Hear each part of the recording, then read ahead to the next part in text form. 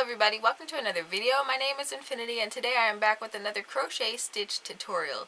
I know you guys are asking yourselves right now, Infiniti, are you sure that's crochet? Well, yes it is. This is called the slipped purl stitch. It is exactly what it says. It's meant to mimic the purl stitch as in knitting, but it's totally crocheted.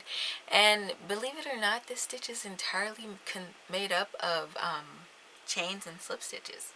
So the slip stitch is the lowest, most basic stitch out of crochet, so it's really easy to get a hold of this. It's a simple 2-row repeat that's not hard to follow along. I do recommend having a stitch marker on hand so you can mark the front of the work. This is the front of the work, which again looks like those classic purl stitches, and then this is the back. In my opinion, this stitch could be reversible because it looks pretty good on both sides, pretty uniform on both sides. I will mention that for this stitch you are going to want to pay attention to your tension, because I did not, and I have it coming inward because my rows got really tight in here because my tension is always tight. Forgive me. But we are going to try this again on a different swatch, so grab your crochet hook, grab some yarn, and without further ado I would like to jump into this tutorial. If you're a returning member, thank you so much for clicking this video. Please stick around to the end to hear more about my pattern club, Hey Craftapreneur, at the end of this video. Alright, let's dive in. Alright. So the slipped purl stitch is very beginner friendly because again it only uses chains and slip stitches, so it's really easy to get a hold of. We will be working in front loops and back loops only, so that might be where you find some challenge, perhaps if you're very brand new to crochet, but otherwise I'll be able to walk you through that in this tutorial and we will be able to get through this together. Alright, so what we want to do is chain. You can chain in any increment, so just chain to your heart's content. I think for my swatch I chained 16. So 1, 2, 3, 4, 5, 6, 7, 8, 9, 10, 11, 12, 13, 14, 15, and 16. That looks about right. Okay, and what I'm going to do is I'm going to work in that second chain from my hook. So I'm going to zoom in for you guys.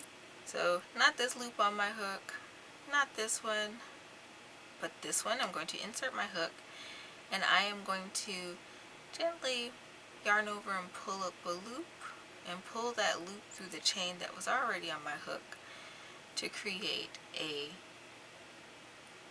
slip stitch. Okay? And now I'm going to slip stitch into each chain along, and I want to do this very loosely. So this is a great stitch pattern to practice your tension.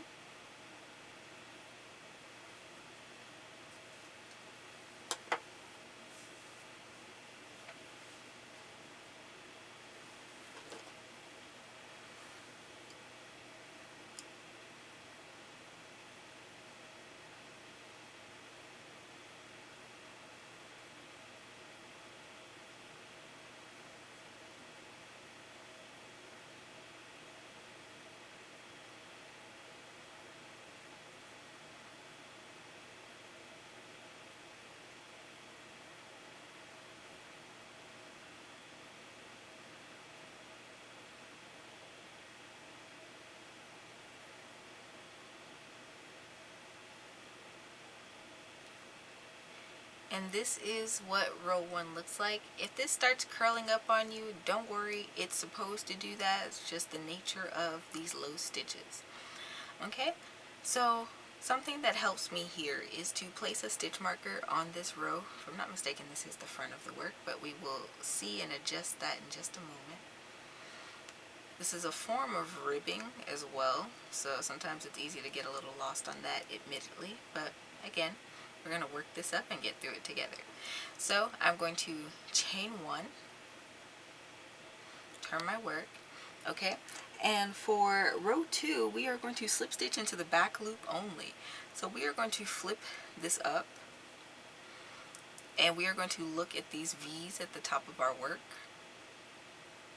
Okay, and when we do that, we're going to work in the loop that is furthest away from us. So be careful not to work into the chain that you just made, but instead loosely slip stitch into that back loop that is furthest away from you. And really take your time with it so you don't end up single crocheting, because I did that a few times in my sample swatch.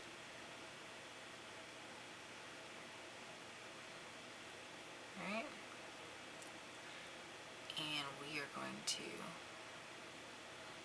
do that all the way across.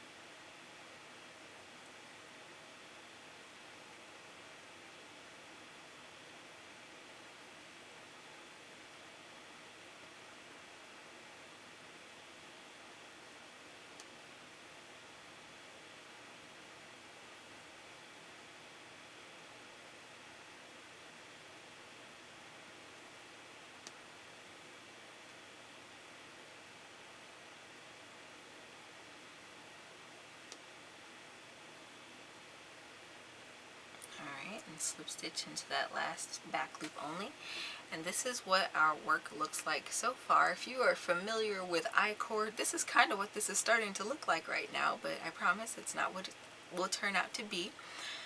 To move on to row 3, we're going to chain 1, going to turn our work, and now we are going to be working into the front loop only, which is really easy because when you slip stitch like this, that front loop is just a raised edge and it's very evident. So we're just going to go from the front and work under that front loop with a slip stitch.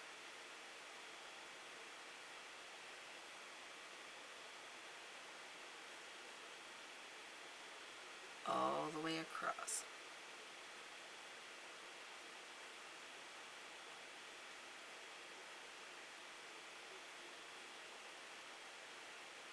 Alright, and this is what the end of row 3 looks like. So in order to move on in this pattern, you want to repeat rows 2 and 3 over and over again until you achieve the desired length of your project. And okay, so one of the things that I want to discuss with this stitch is the fact that these stitch markers really do help.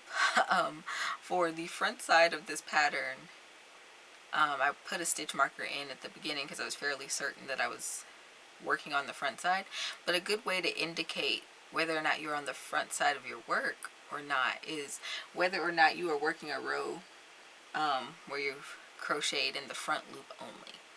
So those stitches, those rows are the front facing rows, or the right side of the work, and the back side of the work is where you're working in the back loop only. But this stitch can be visually confusing sometimes depending on the yarn and how squishy it is and whatnot. So it's really a reversible kind of fabric here. So I want to work up a few more rows and I'll show you guys how to count these rows as well. Alright, I have worked up several more rows and this is what this ended up looking like. Alright, and as promised, I'm going to show you guys how to count the rows on this. So if you're going to count the rows on this stitch pattern, you're going to want to look at these ridges. Like I said at the beginning, it's kind of a form of ribbing. So if you keep in mind the last video I did on how to count rows of rib stitch, you just want to go by the ridges here. So this little ridge right here is slightly raised. So that's 2 rows. You want to come up here. This one's slightly raised. That's 4, 6, 8, 10, 12. And then I ended on an even row, which means I was facing the front, so that's another 2. So I have a total of 14 rows of this stitch. I don't know if I would use it for garments necessarily because it works up so slow, but I suppose if I was super dedicated to the project, maybe. I don't know. But you could let me know in the comments what you would use this stitch for. I'd be very interested to know. I hope you enjoyed today's tutorial. If so, don't forget to leave this video a thumbs up and subscribe and ring that notification bell so I can know that you guys like this content. Speaking of gauging whether my audience likes my content or not, I wanted to bring up my members club for my patterns. For those of you who do not know, I started up Hey Craftapreneur over the summer, which is a program where I share all of my crochet and knitting written patterns as well as the video tutorials that accompany them. So for a little background on that, back in 2022, I decided to update all of my patterns slowly, making sure they get all the tender love and care that they need, and I wanted to add that extra element of accessibility to them by incorporating video tutorials into that. And so Hey Craftapreneur was my passion project over the summer that helped me to really kickstart this. I already had a few patterns out there with the video tutorials in them, but through this program I have been going through my whole library, 2 patterns at a time, 2 a month, and just kicking them out there for my community. There's already quite a few of you guys over there that are supporting my content, and I just want you guys to know that that means so much to me, because not only does it help me to get by day to day, but it also helps me to be able to afford the software and the equipment and stuff that brings you guys these quality tutorials that you guys have come to know and love. So if you want to continue to see tutorials from me, Infiniti, at Infiniti Crafting Co., then I ask that you head over to my website today via the link in the description box and watch the information video on the Hey Craftapreneur page. I will link to that page directly. And if you like it, sign up for either the monthly or the quarterly subscription tier. The monthly tier is $5.99 a month plus tax, or optionally you can sign up for the quarterly panel, which is $19.99 plus tax, so I think it comes up to like $22 for 3 months. Either way, that supports the channel, and as a bonus, for the first 100 people that sign up for the monthly subscription, I have a 20% off your first month coupon with the code LetMeStitch.